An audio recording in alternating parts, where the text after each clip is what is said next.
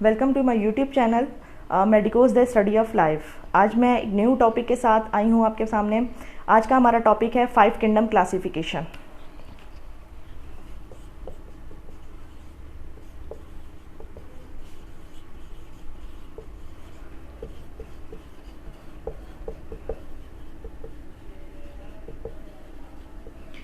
पहले हम इस वर्ड के बारे में समझते हैं कि वर्ड है क्या। 5 किंगडम क्लासिफिकेशन है क्या। क्लासिफिकेशन किसे कहा जाता है? नाम से समझ आ रहा है, क्लास यानी किसी को डिवाइड करना क्लास में। अब क्लास क्या है? जानदारों की उनके करेक्टर्स और इनके लिविंग और हैबिटेट के हवाले से उनको उनके लेवल में यानी दर्जाबंदी करना, उनकी क्लासिफिकेशन करना, ये कहलाता है क्लासिफिकेशन। और किंगडम कहा जाता है वो बड़ा मेथड जिसमें तमाम जानदार मौजूद होते हैं अपने करेक्टर्स के हवाले से। अब ये कैरेक्टर्स कैसे डेवलप हुए? पहले ये कैरेक्टर 2 में थे, प्लांट्स और एनिमल्स में, जिसे 2 किंगडम क्लासिफिकेशन कहते हैं। प्लांट्स और एनिमल्स क्या है? प्लांट्स हमें मालूम है कि ऐसे जानदार जो अपनी ग़िज़ा खुद तैयार करते हैं, जबकि जानवर जो हैं वो अपने दूसरे जानदारों पर इंहिसार करते हैं। क्या दुनिया में तमाम पौधे और जानदार एक जैसे हैं? बिल्कुल नहीं। तो इसकी बुनियाद पर अलग अलग किंगडम क्लासिफिकेशन की गई। फिर उसके बाद जो है वो इन रीजंस की बुनियाद पर प्लांट्स और एनिमल्स के दरमियान में कुछ कैटेगरी के एनिमल्स ऐसे थे, ना तो वो एनिमल्स कंसीडर किए जा सकते थे, ना ही वो प्लांट्स कंसीडर किए जा सकते थे। इस बुनियाद पर उनकी क्लासिफिकेशन की गई। तो ये क्लासिफिकेशन स्टार्ट में 3 किंगडम क्लासिफिकेशन हुई थी। 3 किंगडम क्लासिफिकेशन क्या है? 3 किंगडम क्लासिफिकेशन में ऐसे ऑर्गेनिजम्स मौजूद हैं जो यूनिसेलुलर ऑर्गेनिजम्स सारे थे। अब क्या तमाम यूनिसेलुलर ऑर्गेनिजम्स एक जैसे हैं? बिल्कुल नहीं। यूनिसेलुलर ऑर्गेनिज्म एक दूसरे से मुख्तलिफ हैं, जिनमें प्रोकैरियोटिक और यूकैरियोटिक भी आ रहे थे, और कुछ ऐसे एनिमल्स जा रहे थे जो अपनी ग़िज़ा खुद तैयार कर रहे थे। इसके अलावा कुछ ऐसे एनिमल्स थे जो दूसरों पे डिपेंड कर रहे थे। तो इन्हीं खसूसियात की बिना पर, इन्हीं डिफरेंसेस की बिना पर जो है किंगडम्स की क्लासिफिकेशन की गई। तो सबसे पहले 5 किंगडम क्लासिफिकेशन जो है वो इंट्रोड्यूस करवाई गई, और उसके बाद इन एनिमल्स को इनकी मोड ऑफ लिविंग और हैबिटेट के हवाले से इनकी क्लासिफिकेशन की गई। और सबसे पहले हम किंगडम पढ़ते हैं, किंगडम मोनेरा।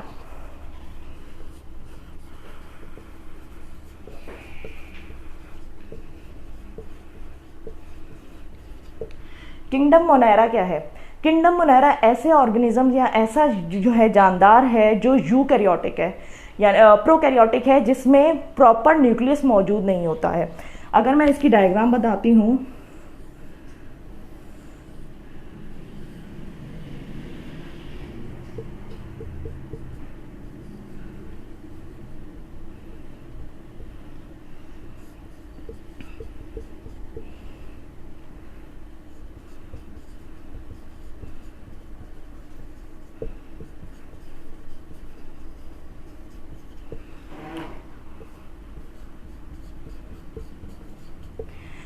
किंगडम मोनेरा में तमाम जो है वो प्रोकैरियोटिक एनिमल्स आते हैं। प्रोकैरियोटिक में प्रॉपर मैंने आपको बताया कि न्यूक्लियस मौजूद नहीं होता। जब न्यूक्लियस मौजूद नहीं होगा तो क्या है, वो जानदार कंसीडर किया जाता है?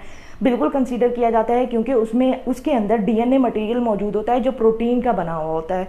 और किसी भी जानदार, किसी भी सेल्स के ऑर्गन्स के लिए यानी सेल के लिए प्रोटीन का होना बहुत ज़्यादा ज़रूरी होता है। तो ये एनिमल जो है वो, या इसको कंसीडर किया जाता है as a living organisms prokaryotic nature की वजह से। और इसके अलावा किंगडम मोनेरा की ये खासियत होती है कि इसमें कुछ ऐसे होते हैं ब्लू ग्रीन एल्गी जो अपना फूड खुद सिंथेसाइज करते हैं। जो बैक्टीरिया में इसकी एग्जाम्पल आती है, ये चेन्स की सूरत में भी मौजूद होता है, कॉलोनी की सूरत में भी मौजूद होते हैं, और सिंगल फॉर्म में भी मौजूद होते हैं। तो इसकी एग्जाम्पल में हम कह सकते हैं बैक्टीरिया और साइनोबैक्टीरिया। साइनोबैक्टीरिया को हम नॉर्मल ब्लू ग्रीन एल्गी भी कहा जाता है।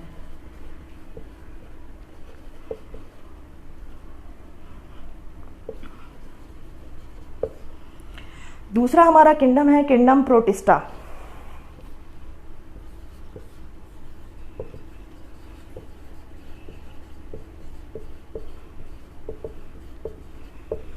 अब किंगडम प्रोटिस्टा में किंगडम मोनेरा से क्या डिफ्रेंशिएट है, जिसकी बुनियाद पर नया किंगडम की दरियाफ्त होना ज़रूरी थी?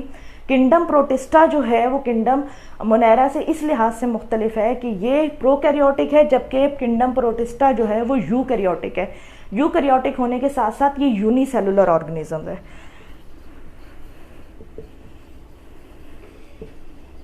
यूनिसेलुलर है तो यानी एक खलिए पर मुश्तमिल है, तो प्रॉपर सेल मौजूद होगा इसके अंदर। तो इसकी मिसाल में अगर मैं कह दूँ अमीबा है, इसकी मिसाल में यूग्लिना हो गया,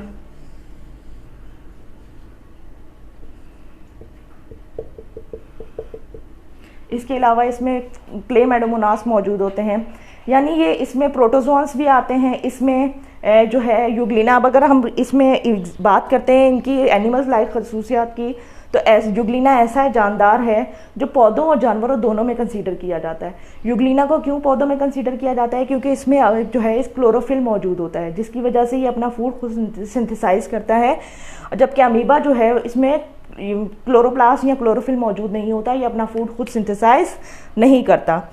अब ये यूनिसेलुलर होने की वजह से इनको किंगडम प्रोटिस्टा में रखा गया है। नेक्स्ट हमारा किंगडम है किंगडम फंजाई।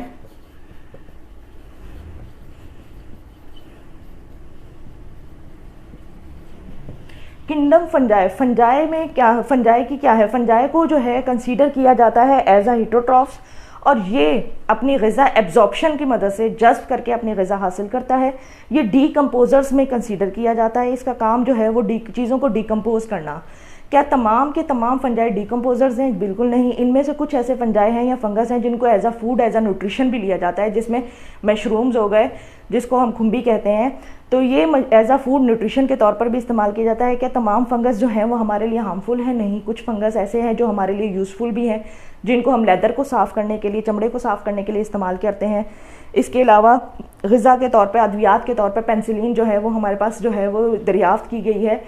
बहुत सारे जो हैं वो फंगस से ही हमारे जो है वो फ़ायदेमंद चीज़ें हासिल की जाती हैं। नेक्स्ट हमारा किंगडम है किंगडम प्लांटी।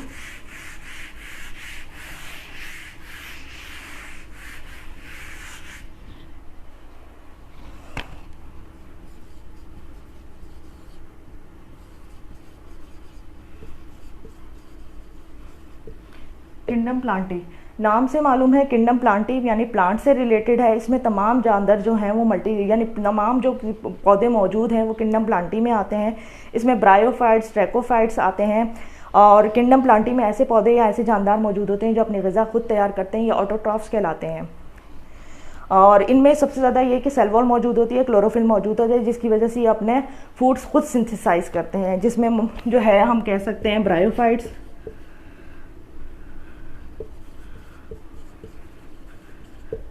ट्रैकियोफाइट्स,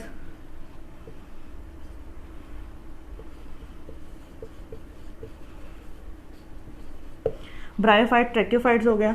इसके अलावा हमारा फिफ्थ किंगडम है किंगडम एनिमिलिया।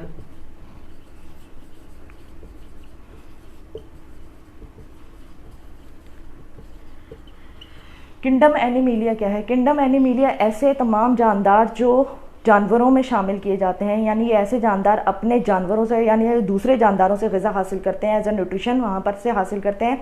अब किंगडम एनिमिलिया इतना ह्यूज किंगडम है कि इसकी मज़ीद क्लासिफिकेशन की गई है ब्रायोफाइट, वर्टिब्रेट्स और इनवर्टिब्रेट्स में।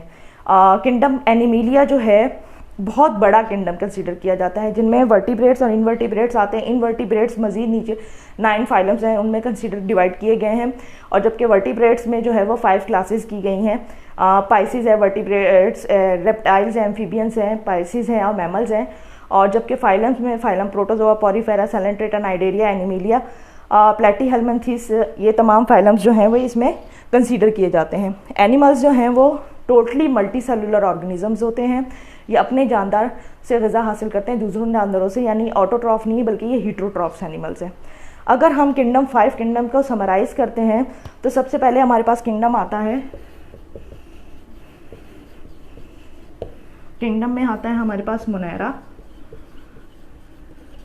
मोनेरा के बाद हमारे पास प्रोटिस्टा, प्रोटिस्टा के बाद हमारे पास फंजाई, फंजाई के बाद हमारे पास आता है प्लांटी,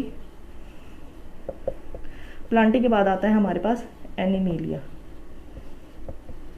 ये तमाम के तमाम जानदार या तमाम के तमाम ऑर्गेनिज्म अपने मोड ऑफ लिविंग और हैबिटेट की वजह से एक दूसरे से मुख्तलिफ हैं, और यही वजह है कि इनको क्लासिफिकेशन करने के लिए प्रॉपर एक किंगडम्स रखे गए थे ताकि इनकी प्रॉपर तरीके से स्टडी की जा सके। Thank you.